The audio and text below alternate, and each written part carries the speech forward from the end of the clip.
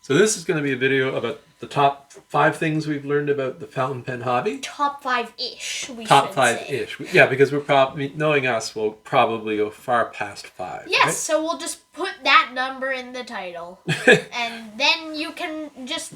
You probably know, but we don't. Is that called clickbait? I think it's called clickbait. If you lie, it's Anyway, clickbait. So, okay, we're going to start we'll off. just title All right. like top 8 Yeah. things we know. Okay, maybe it'll be top 8. Anyway, it's going to be the top 5 things. So anyway, we're going to start off with, well, the fountain pen hobby. What is it? It's not just fountain pens, even though you start off with fountain pens. And the thing about fountain pens is there are many different types of fountain pens. There are expensive pens, and there are inexpensive pens. There are pens in the medium area. There are good pens. There are bad pens. Yeah. So, well, just because something is more expensive doesn't mean it's better. That's one of the things I learned about fountain pens. An inexpensive pen, such as the Platinum Preppy. One of the best pens there is on the market, in my opinion, at least. It writes incredibly well. It looks beautiful, and it just is a very overall really well-made pen. Yes. And it's very cheap. And it can actually, it works better than a lot of expensive pens. You can leave a Platinum Preppy, right, capped and not used for a long time and come back to it and it writes. Whereas there's sometimes with an expensive pen, you leave it for a couple of days and you come back, it doesn't write. Whereas Platinum Preppy has a nice nib that's reliable and comes in different sizes. Sometimes an expensive nib just doesn't feel right. It could be poorly made, it could be scratchy, all kinds of problems can happen with an expensive pen. But anyway, there are also so the second thing I learned, different materials, right? Yes. Pens come in all sorts of materials. They come in metal pens like this, they come in Macrolon pens like this Lamy 2000. This is the metal pen here is a Pilot Metropolitan. These two are on opposite ends of the price range. This is a relatively inexpensive pen, and in many cases you could say this is an expensive pen. They are both excellent pens. Yeah. This actually writes exceptionally well, and this writes exceptionally well. But both would have different usages and some be people best for some things. Have find better results with the Pilot Metropolitan. I like them both very much. Now, there's also the other thing that's to be considered too: vintage versus modern. These are all modern pens. These are vintage. Sometimes, if you're buying a vintage pen, chances are you're not going to like it because a vintage pen, because it's an older pen, will come with problems or issues, and you have to learn to adapt those issues and repair pens. So if you're into the vintage pen hobby, you're going to have to learn how to do some repair work, right? Yeah, I've seen Dad do a lot of repairing, and sometimes he does it for just random pens. Yeah, and that also becomes part of the hobby, fixing pens. Even with your modern pens, it's going to be handy to know certain skills to tune them up over time and get them writing if they're clogged up or something. Another thing is you might buy a pen and the nib has a little jutting out bit that makes it write worse. Yeah. Or something like that you need to sand down or something. And you can learn how to fix that. Yeah. Now the other thing to know, there are different types of nibs. In the modern pens you have gold nibs like this Lamy 2000, or you have a steel nib like this Pilot Metropolitan. Which is better? Many people will automatically assume that the gold nib is better, and in many cases they are probably right. But at the same time, you can find incredibly reliable steel nibs, such as this Pilot Metropolitan. It has an excellent nib. It's smooth. It's got a nice feel to it. It's overall reliable. It comes in several different sizes. It's an excellent steel nib. Nibs are so varying, and they have so many things that can vary, like the thickness, the flex, the line thickness, how it intakes to pressure. Durability. And it's like all these things, and you have to gauge it, which everything has its advantages and disadvantages. Exactly. Right? So, Yes. Now, Some the things are Lamy better than 2000, I find it has an excellent nib. Some people find it difficult because there's a sweet spot. You have to have the nib lined up in just the right way for it to write nicely. But I've never had that problem myself. Okay, so we're still talking about materials, of course, right? Yes. So, vintage pens and some modern pens come in celluloid, like this one. Other pens are just plastic. Other pens are resins. So those are some of the things you learn about pens. There's also demonstrator pens, or pens like this TWSBI Echo here, where you can see the ink inside and you can see the mechanical workings of the pen. And that kind of thing is all up to how you like your pens to look. Some people quite like demonstrators. Other people aren't too concerned about them. Personally, I love demonstrators. Yeah. They're very nice. Yeah, exactly. It's nice to see the ink. Then you find as you in the hobby, you'll find brands that you like more than others. Like I'm very fond of Lamy, and I'm exceptionally fond of Pilot. Actually, I like those brands both very well. They're two of my favorite pens manufacturers. The other thing, there are pens that you keep safely at home, or if you put them in a pen case when you're taking them somewhere, or there's pens that are like this Echo, which is not inexpensive, but it's a workhorse pen, right? You're always going to be so this is for good and this is for work. That's how I view it. I love this pen.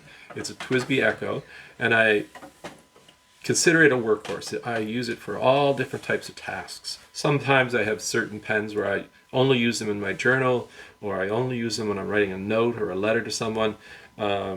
It's like a special pen for a special occasion, right? The other thing is flex nibs, or what I mean by flex is that where the nibs have a little bit of flex to them, and they give you line variation and things like that. This pen here is a Noodler Ahab, and it's sold as a flex pen. And this nib does actually have a small little bit of flex to it, but it's nothing fantastic. But it's still good. It gives you a bit of line variation. Whereas this modern pen, this is a Faber-Castell Loom, where it's not really sold as a flex nib. This actually has one of the springier nibs I've come across in a modern steel nib. And one pen that I know has a very flexy nib is the Unknown pen. Yes, we will don't get to know that. what it is, but it has a very flexy nib, and it's very nice. Yeah. Now, this is a bit more expensive than the Noodler Ahab, but the nib gives you more variation, more bounce. I'm not going to push it really hard. You don't want to spring the tines, but it still, in my opinion, has one of the nicer nibs to give you line variation. I'm not going to call it a flex nib, but it has a bounce to it. Now, if you're wanting true flex, and you don't mind looking around and trying to find one, you should look into the vintage market. A vintage gold nib will be far flexier than any modern nib. Oh, yeah. And this here little pen, we don't actually know what the name of this pen is. But it has a very fancy nib from a fairly prestigious manufacturer. Yes. That is George Peter Rupp. Very nice. Yeah. George Peter Rupp was a German nib manufacturer. Yes. And he passed away in 1970, but you can still find his nibs. I was lucky to find a pen. I didn't even know it had the nib on it until I started writing with it. We just bought a 3-pack of random pens, 2 of which looked interesting, and then one was a mystery one. Yeah, and it has an incredible flexy little nib. It gives you all kinds of line variation, very soft, very smooth. So yeah, if you're looking for true flex, you have to go to the vintage market. Yes. So, that's pens. And you would think that's all there is to the hobby, but no, there's far more. The next thing you need to know about is paper. There's all kinds of different papers, and there's all types of different brands. But what you're looking for, when you're looking for paper for fountain pens, you want to start with what they call fountain pen friendly papers. And you know, when you're talking to a retailer who's selling fountain pens and stationery, they'll be able to tell you what's good stationery that's fountain pen friendly. Quite often it says right on hand. So I like the Lifestrom 1917 for my journals. Excellent notebook, great paper, friendly for fountain pens. For something a little bit more expensive that I just keep sitting around the house for taking notes, and sometimes lists, and if I'm thinking out loud, I'm thinking through an idea, I'll use a Rhodia dot pad. It's fairly inexpensive, and we probably have about 3 of these in the house somewhere. Honestly, if the thing about paper, this is just an outsider speaking, not that much into the pen hobby. I've been really interested in it a lot more since we've started recording these videos. But the thing I would think is there is a fine line where paper gets too expensive, because if it's too expensive, you might not want to write on it and waste all of it. Oh, exactly. But you can find, these aren't necessarily the cheapest, but you can find cheap, inexpensive fountain pen friendly paper. It's not bad to get good paper. Yeah, and this is there's a degree this is a pad that I have, and if I'm writing a letter to someone, this is quite nice paper to use right here. So, there's different manufacturers. There's German, French, there's Japanese manufacturers, and so on and so on and so on. Bringing me back to a thought, I'm going to go back to the fountain pens. We're going to talk about Japanese versus Western nibs.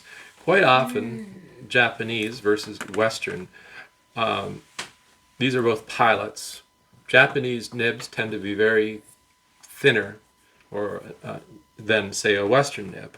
So these two have, this is a medium and this is a fine, but if you were comparing a fine and a medium to a Western fine and medium, the Western would be quite broader. This TWSBI, even though it's made in Taiwan, has a German nib on it. So there will be line differences between this Western nib and an Eastern nib. And the same goes for this Lamy 2000. It would have if you were comparing fine Lamy to a fine Japanese nib, they would be quite different in some cases. So, oddly enough, even though I have lots of pens and I love my pens, one of the great things about the hobby, and it's kind of the hidden secret of the hobby, is ink. I've seen a lot of ink just from recording these with Dad, and I will say this is probably one of my favorite parts of the hobby. You like the ink. Yeah. I love ink. You love ink, and I love ink. And that's possibly why I actually kind of like having a bunch of lesser, inexpensive fountain pens, because I love trying all the different inks. And this is an English ink right here. It's a diamine. I love diamine. It's always great. This is a Japanese ink. Sailor, excellent ink too. And this is a brand we recently got. And this is a Canadian brand. It's Ferris Wheel Press. Yes. And all of these are actually quite different. Ferris Wheel Press has to be one of my favorites because it has really good results and it looks really beautiful. Yeah. But all of these are lovely. So, and each one of them is different in characteristics and behaviors and color and sheening and things like that. So yes, so you can get in. So all these rabbit holes you're going to go down if you're into the fountain pen hobby.